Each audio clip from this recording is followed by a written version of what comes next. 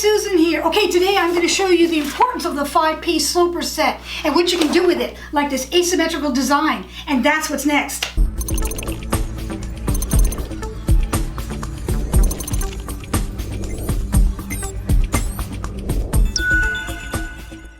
Hi guys, and hi especially to my Patreons. Okay, I know that you're here for my French draping, and you're also here for questions, and I've been getting a lot of questions about the sloper and making quick designs. The quickest way to make a design is through using a prepared sloper, meaning the body is already mapped out on these 5 pieces. You've got the back skirt, front bodice, back bodice, and basic sleeve. And with those 5 pieces, you can pretty much make almost anything. Because I always say almost, because there's probably going to be one item that you can't. But I'm a very strong believer in draping and feeling the design and learning French draping, but I also am a big advocate for pattern making with a sloper.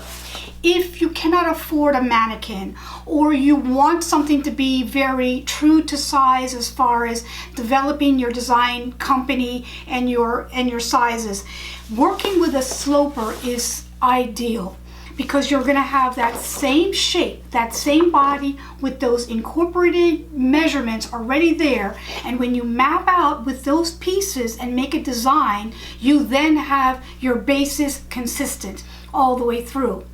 And this is my sloper set. I have draped it, I have trued it. I am a professional over 30 years in this business, and you're able to buy these 5 pieces.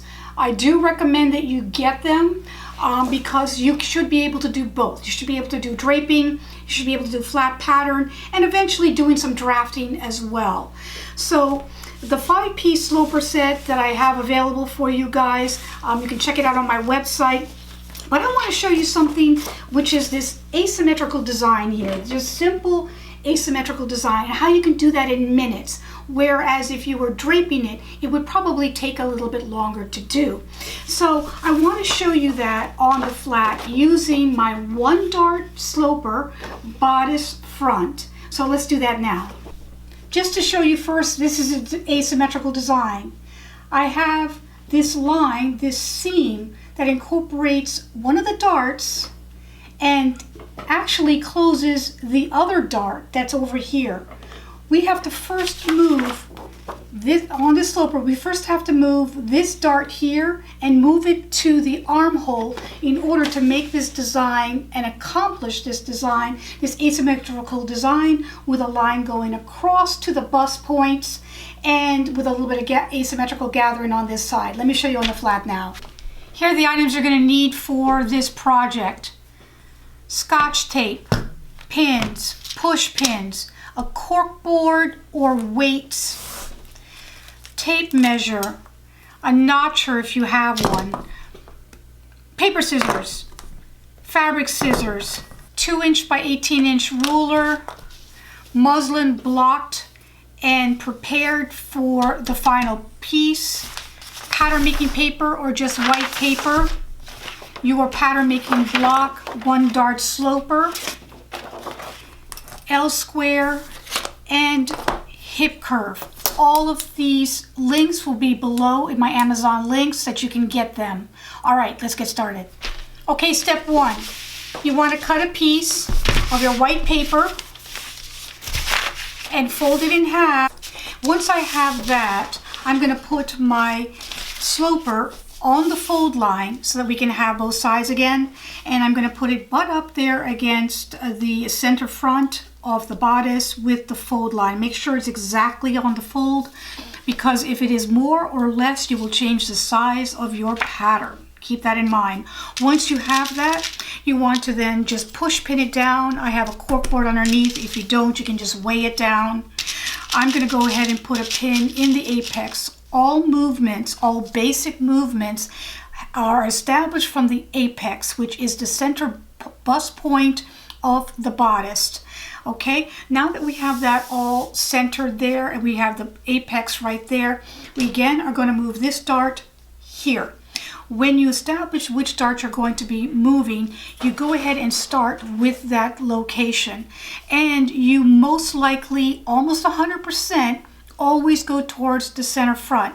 There are some exceptions, but this is not one of them. I'm going to go now from that point, and I'm going to trace along all the way towards the center front, the perimeter of this sloper. You don't have to trace the center front because it's obviously on the fold. Once I get to this point here, this is the dart we're going to close. I'm going to remove these other push pins. I'm then going to maneuver and pivot from closing, putting this dart leg all the way to that indication to close the dart. You see what I did? This is where it was. I'm closing the dart. I'm pivoting, pivoting, pivoting till I get to that point right there. Once I get to that point, I can then now trace out the other part of that sloper all the way till I get to the location that we started or ended, which is right there mid armhole. Once I have that, I can take this off. Voila. We now have an opening here at the armhole, and we now have a closed dart here at the waistline. I'm going to go ahead and put those dart legs in, and I'm going to go exactly to the apex. So I'm just going to go ahead and put the dart legs in from dart point to apex, just like that. Once you have that established, you can pin this together, you can staple it together. You want to make sure the two pieces stay together like this. And then you're going to just cut around that entire piece of the new sloper with the movement of the dart in the armhole. So I'm just going to go ahead and cut this along that line, which will be the cutting line. And you also cut inside of this dart. Okay, I'll be right back. With the new pattern block, I'm taking out the pins, and I have a piece of paper that is large enough to accommodate the new design. Lengthwise, but I also widthwise it's a little tight. But make sure you have enough paper to go all around your design.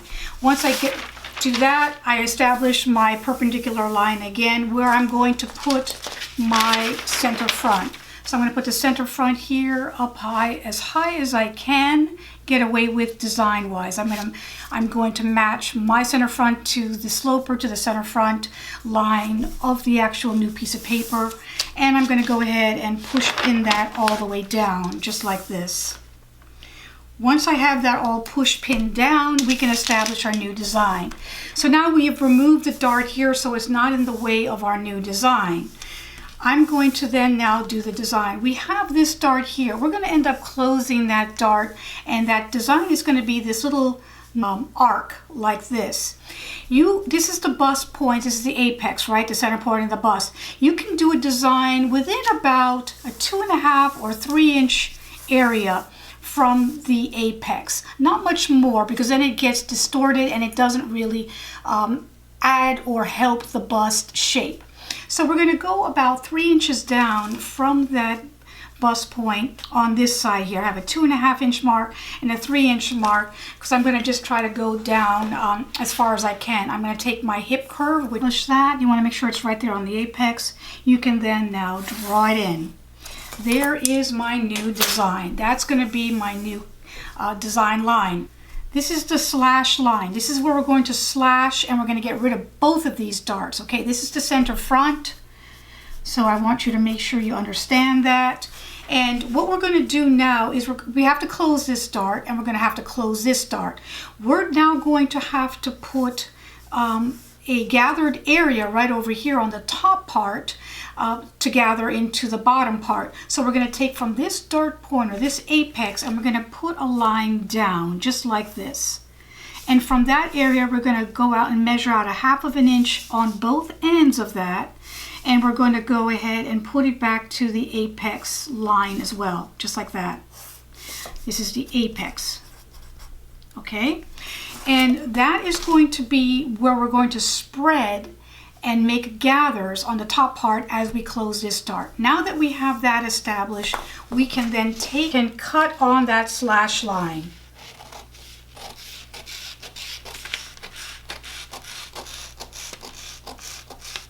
but not almost to that tip without going all the way there. After we've slashed that, we then have to slash up here as well. So I'm going to slash all 3 of these lines so that we can spread this.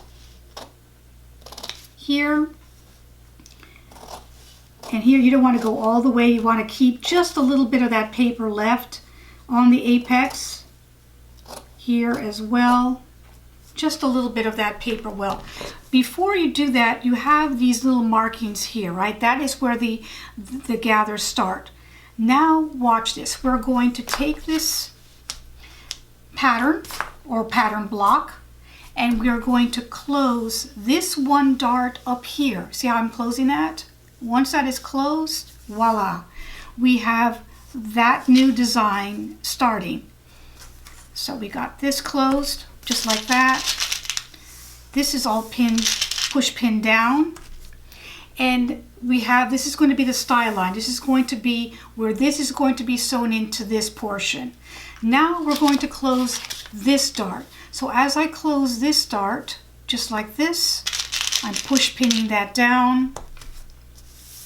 I have a little section here that's spreading for my gathers, and this is where the gather area is going to be. I'm closing these 2 darts. Now we have that gorgeous style line. See, there we go. This all has to be now with seam allowance. Let's go ahead and trace this entire pattern now so we can take this off. I'm going to trace all the way down around that portion right there. And we are all set. Now that we have that trace, we can take this pattern block off that we maneuver so you can see what's going on underneath. Okay, that is removed. Here is your new pattern. It is your new block. We're going to make it a pattern. To make it a pattern, we're going to add seam allowance.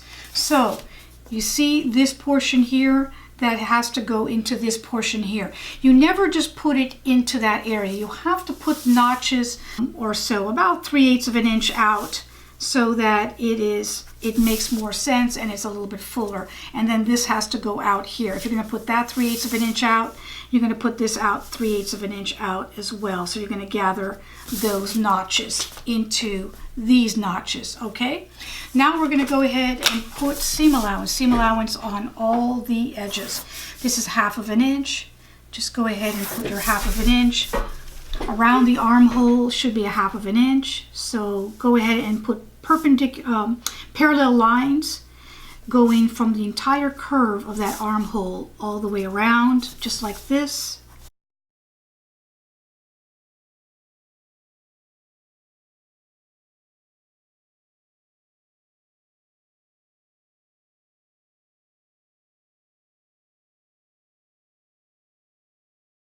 Great.